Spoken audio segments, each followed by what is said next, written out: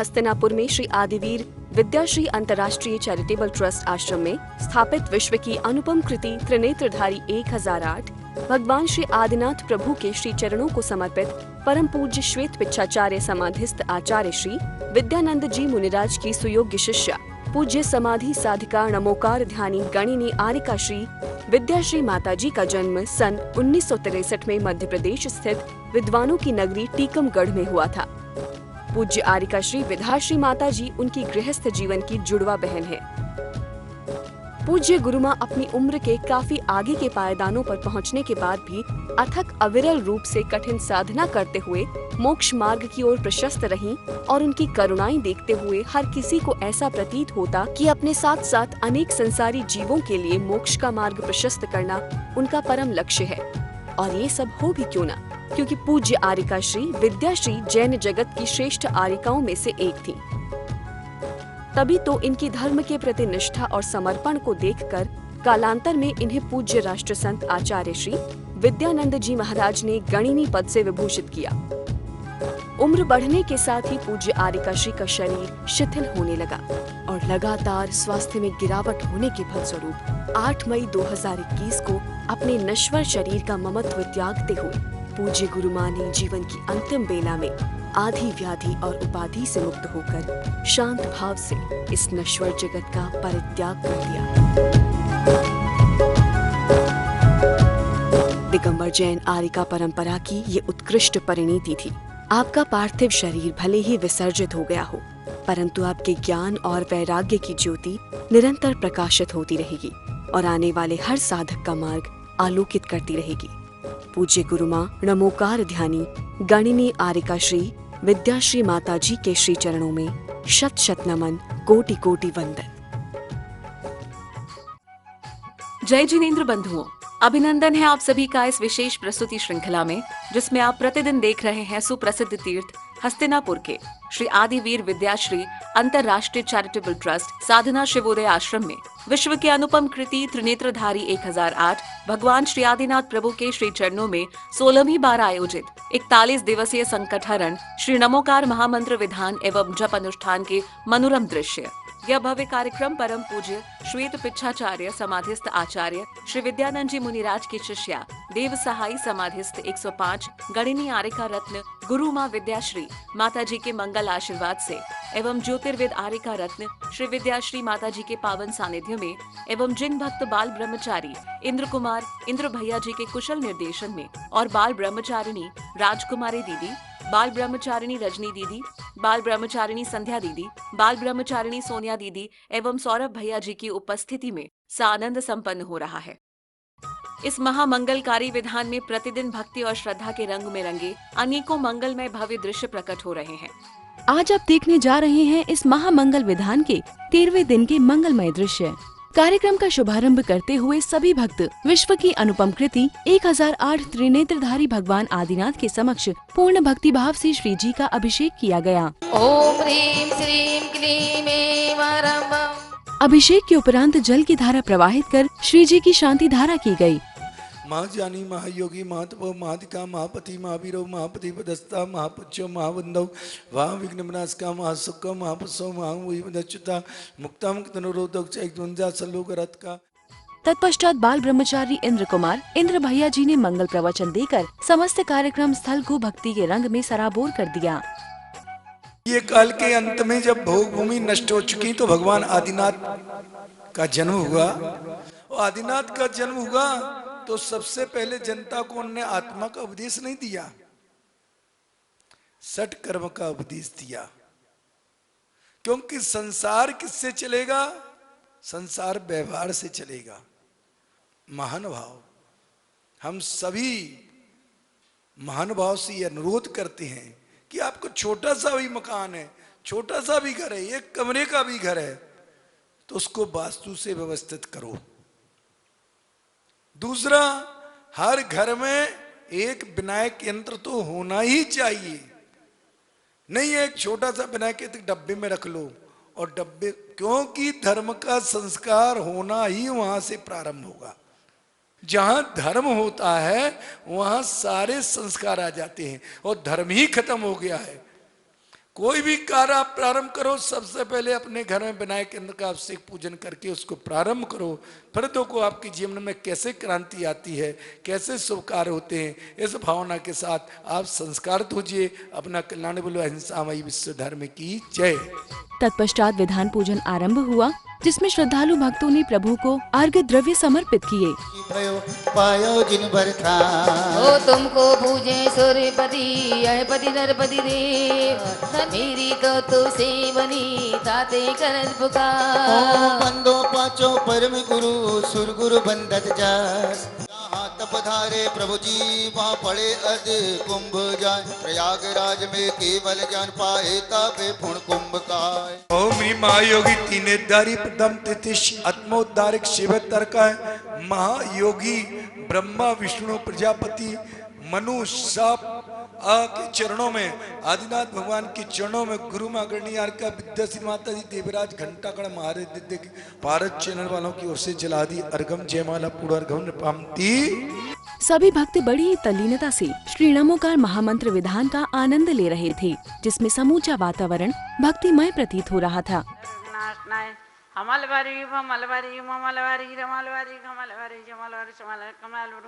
रूमनाथ च कलिकुनंताधिपति सत्पाष्णा जनेन्द्राय जयमाला पूर्ण अर्घम निर्वपामती। ओम ह्रीं ओम नमो नियंत्रण ओम प्रणवी सहिताय रत परमेष्टि नरपत प्रातर्घम निर्पामति स्वाहा। हम दीनों की विनती सुन लो, तुम्हारा ध्यान लगाते हैं। सुना तुम्हारे घर आने से पाप सभी धुल जाते। ओम ह्रीं ओम नमो आचार्य परमेष्टि अत्रितिष्ठिठाठ स्थापनम।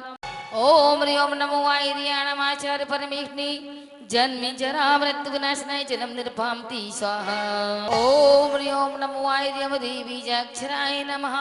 आचार्य परमेष्टि अनर्पत प्रातर्घम निर्भामति स्वाहा। जगचर शक्ति प्रदाता तीन लोक में कर दे साता। उपाध्याय गुरु को मैं भी ध्याऊं, युगल चरण में शीश झुकाऊं। ओम ह्रीं ओम नमो जमुना विजाक्षाय नमो उपाध्याय परमेष्टि अर्घम निर्भामति स्वाहा। बड़े लड़ैया ईश्वर जी, बड़े लड़ैया ईश्वर जी। रत्नात्रय का त्रिशूल उठा के 8 कर्म शामूल काटे। सब सुख होता है हरदम, दीप वस्तु दिलाती है। दीप पिचाश कहलाती है। ओ मंत्रराज की शक्ति अनंत। 184 मंत्रों का मंत्र। ओम ह्रीं ओम नमो अरहंताण ओम नमो सिद्धाण ओम नमो आर्याण ओम नमो ज्ञानम ओम नमो लोहिषवशावणम। मंत्रादिराज त्रिजद गुरु महामंत्र, जगत गुरु महामंत्र, शर मनोकामना पूर्ण मंत्र, सब विघ्नानाशक महामंत्र, वांछित बलदाता कल्पतरु कामधेनु महामंत्र नमोकार के चरणों में गुरु माँ गणी आर का विद्याश्री माँ देवराज घंटाकर्ण जी महाराज महादित्य दे नमोकार अधिष्ठाता महापद्मादि समस्त परिवार कलकुंड तीसरा सापरवार ऋषि मंडल सापरवार गणधर सापरवार ओम नाथ सीमनाथ कीमनाथ ह्रीम अधिष्ठाता देव सापरवार ओम मणिबद्धादि समच्छेदपाल और मां पद्मावती मां अमर कृष्मांडी अदित प्रभात जिन शासन देते पूजन विधान में आए सभी दिव्य की ओर से गुरु मां गणियार का विद्याश्री मां के संघ की ओर से अभाव आश्रम के भक्त जनों की ओर से समस्त भव जीवों की ओर से नमोकार मंत्र विधान करने करवाने वालों की ओर से सुनने देखने वालों की ओर से और समस्त भव्य और विश्व के प्राणी की ओर से पारस चैनल वालों की ओर से विदा श्री मां के सानिध्य में जयमाला पुनर्गम निर्वपामिति स्वाहा। ऐसी पावन हो जला दी अर्गन पामतिशा।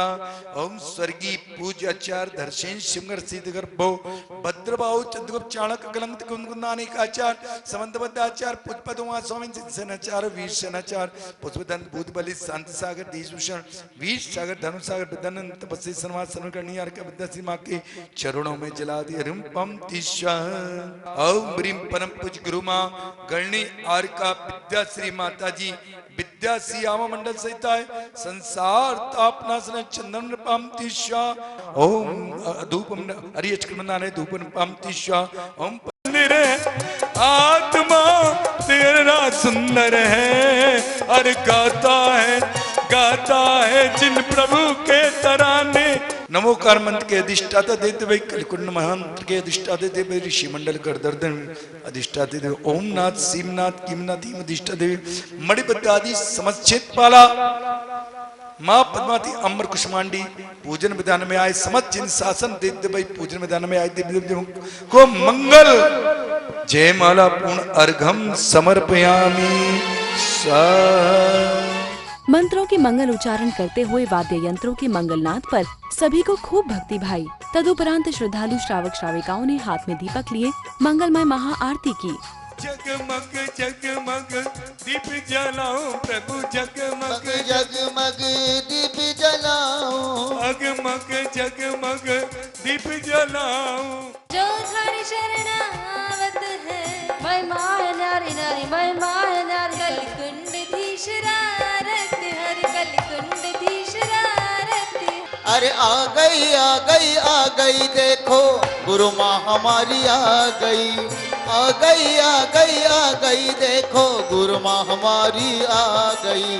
ओ माता तेरी आरती उतारू रे ओ माता तेरी आरती उतारू रे ओ माता तेरी आरती उतारू रे ओ माता तेरी आरती उतारू रे आरती उतारू तेरी आरती उतारू आरती माता दर्शन की बलिहरिया पार्श्वनाथ महाराज विराजे मस्तक ऊपर थारे नेमिनाथ जिन राज विराजे मस्तक ऊपर थारे। पूज्य आर्यका रत्न श्री विधा श्री माता जी ने अपने मंगल उद्बोधन देकर सभी को कृतार्थ किया। पूज्य गणनी आर्का विद्या श्री माता जी की। कल अपना चला था कि जीव अन्य पदार्थों को तो अजीब मान लेता है, लेकिन जो निकट है ऐसा शरीर उसे अजीब नहीं मानता है। जीव अजीब अब आश्रव तो कहते हैं रागादि प्रगट ए दुख देन तिन्ही को सेवत गिनत चैन। रागादि भाव जितने भी हैं, चाहे शुभ अशुभ जितने भी भाव हैं, वे सब प्रकट रूप से आकुलता को उत्पन्न कराने वाले, दुख देने वाले हैं, सुख देने वाले नहीं हैं। कोई भी जीव अजीब कोई भी ना तो तुम्हें सुख दे सकता है ना दुख दे सकता है, ना सुधार कर सकता है ना बिगाड़ कर सकता है, ना इष्ट है ना अनिष्ट है, ना लाभ दे सकता है ना हानि दे सकता है। लेकिन मिथ्यात्व के कारण हम कहते हैं कि इसने हमें दुख दिया है, इसने हमें सुख दिया है। अगर ये गाली नहीं देता, ये उल्टा सीधा नहीं बोलता, तो मैं भी नहीं बोलती। तो ये आकुलता को उत्पन्न करने वाले हैं। तो कहते ये जो जितने भी भाव हैं, हम निमित्त को तो दोष देते हैं, उसके कर्तृत्व को दोष देते हैं, लेकिन अपने उपादान को नहीं देते हैं कि हमारा उपादान, ऐसी उपादान की योग्यता नहीं थी और हमारी ऐसी उपादान की योग्यता है जो हमें बर्दाश्त नहीं होती है। पुण्य के उदय से, पुण्य बंध कर्म के फल का, पुण्य फला अरहंता, पुण्य के फल से अरहंत पद भी मिल जाता है, ऐसा नहीं। और वह पुण्य साथ ही साथ पुण्य भक्ति से बनता है और किसी से नहीं होता। अरहंत भगवान की भक्ति से ही बनता और किसी से नहीं बनता। और पाप कर्म के उदय से कहते दीन दुखी दरिद्री, कहते अपाहिज, ये सब पाप कर्म के उदय से तो दुखी होता है कि अरे मैं तो बड़ा दीन हूँ, दुखी हूँ। तो कहते हे भाई, जिनमें तुम आसक्त हो भोगों में, वह प्रारंभ में भी संताप को देने वाली है, और अगर मिल जाए कदाचित तो क्या है, तो कहते हैं मिल जाए तो कहते हैं फिर वे आतृप्ति कारक हैं, और यदि और मिल जाए तो कहते हैं फिर कहते हैं उनका छूटना बड़ा मुश्किल हो जाता है। कैसे? जैसे कि भोग सामग्री, भोजन है, भोग सामग्री है, जितनी भी भोग सामग्री है, भाई उसे लेने के लिए तो कुछ ना कुछ करना पड़ेगा कि नहीं करना पड़ेगा। खेती करेगा, व्यापार करेगा, नौकरी करेगा, मेहनत तो करना पड़ेगी। तो परिश्रम से उसे संताप उत्पन्न होता, बड़ा परिश्रम कर। और पुण्य का उदय हो तो वास्तव में तुम्हारे व्यापार करने से धन नहीं आता है, पुण्य से आता है। पुण्य से लक्ष्मी आती है, व्यापार करने से, तुम्हारी मेहनत करने से नहीं आती है। तो कहते हैं कि ये जो व्यापार आदि है और यदि वह मिल गई तो कहते आतृप्ति कारक है। भोग यदि एक बार भोग लेना व्यक्ति तो कहते फिर वह तृष्णा को वृद्धि करता है। जैसे दीपक होता है ना तो वह काजल उगलता है, स्वाभाविक वह काजल उगलता है। ऐसे ही भोग सामग्री क्या करती है, तृष्णा की वृद्धि करती है। और जितना भी तृण हो, काष्ठ हो, लकड़ी हो, कितना भी इकट्ठा कर लो, अग्नि को समर्पित कर दो, लेकिन अग्नि कभी तृप्त नहीं होती है। ऐसे भोगों की सामग्री कितनी मिल जाए, कहते हैं हजारों नदियों का पानी भी समुद्र तृप्त नहीं हो सकता, हजारों नदियों के पानी से। ऐसे चक्रवर्ती के भोग भी तुम्हें मिल जाए ना तो कहते हैं वह भी तृप्ति को प्राप्त नहीं होते हैं। और फिर इनका छूटना बड़ा कठिन है कि जैसे गोंच होती ना, गोंच, तो अगर वो क्या करती है, दूषित रक्त को पीती है, और दूसरे रक्त को पीती पीती पीती पीती कहते हैं वह अपनी जान गंवा देती, लेकिन दूषित रक्त पीना नहीं छोड़ती है, वह मर जाती है, अपने प्राण गंवा देती है।